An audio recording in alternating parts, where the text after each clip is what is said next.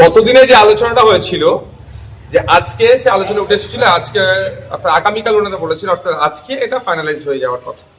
কিন্তু আমাদের যে আইএসএফ এর যে কোর্ট সিটগুলো আছে আজকে এখনো পর্যন্ত ফাইনালাইজড হয়নি। তারা আরো কয়েকটা দিন সময় চেয়েছে। আমরা আমাদের অবস্থান ক্লিয়ার করে এসেছি যে আমরা প্রয়োজনে অনেকটা স্যাক্রিফাইস করতে প্রস্তুত আছি, সেটাও বলেছি কোথায় কোথায় আমরা ছাড়তে রাজি আছি, কিন্তু আমাদের কোর্ট সিট আমরা কোনো মতেই ছাড়তে পারবো না। দু একটা দিন টাইম চেয়েছে, বৃহত্তর স্বার্থের কথা মাথায় রেখে আমরা আরো কয়েকটা দিন অপেক্ষা করছি।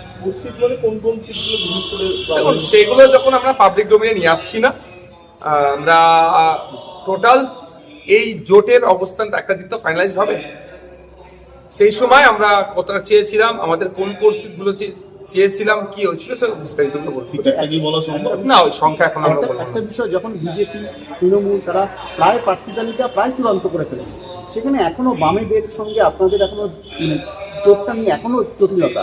আমরা তো এসে গেল, হ্যাঁ আমরা চাইছি স্পিড আপ হোক, কিন্তু আলোচনা তো থাকবেই। আমাদের পার্টির মধ্যেও যেমন আলোচনা আছে, গণতন্ত্র পরিবেশ আছে, বামেদের মধ্যেও সেটা আছে, সেটা তারা বারবার বোঝাচ্ছেন। আমরা কিন্তু এটা বারবার বোঝানোর চেষ্টা করছি যে এটা স্পিড আপ হোক। তবে বৃহত্তর স্বার্থের কথা মাথায় রেখে বিজেপি তৃণমূল তো আলাদা নয়, তারা ভাগ করে নেওয়ার চেষ্টা করছে।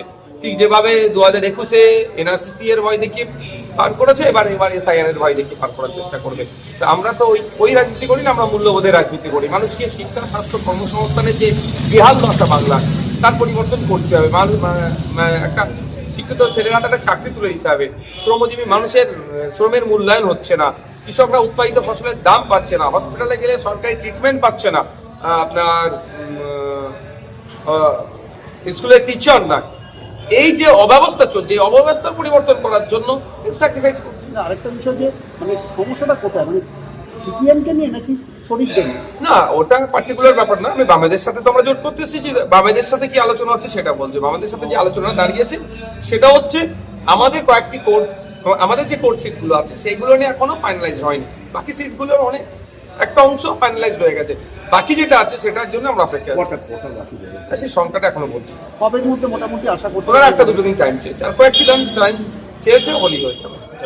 তবে আমি আশা করছি যে আমার এইটা 2 একদিনের মধ্যে উনি করে দেবেন। আরেকটা বিষয় দেখা যাচ্ছিল, গতবার আপনারা যেখানে প্রার্থী দিয়েছিলেন ফরওয়ার্ড ব্লকও দেখা যাচ্ছিল, সেখানে প্রার্থী দিয়েছিলেন। এরকম কি না, ওইগুলো তো হবেই না, এবারে হওয়ার কোনো প্রশ্ন আসছে না।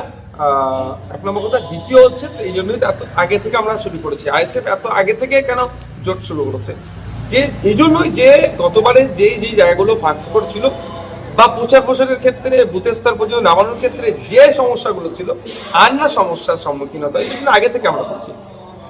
হুমায়ুন কবির বারবার বলছে যে তারা একবার এখানে আলিমুদ্দিনের সঙ্গে তারা আলোচনা করছে, কথা বলছে। অন্যদিকে আপনাদের কথা বলছে যে আপনারা যদি চান তাদের সঙ্গে হাত মেলাতে পারেন, আপনারা কি ভাবছেন? এবং জোট নিয়ে এখানে মানে হুমায়ুন কবির দলের সঙ্গে এই আপনার জোট করতে পারছেন? দেখুন, আমি আমার সাথে বেশ কয়েকটি রাজনৈতিক দল, অনেক সামাজিক সংগঠন এই জোটে আসার আহ্বান জানিয়েছে। যারাই আমাকে জোটে আসার আহ্বান জানিয়েছে, আমি বামেদের সাথে তাদের লিয়াজও করিয়ে দেওয়ার চেষ্টা করেছি, যে ওখান থেকে আলোচনা।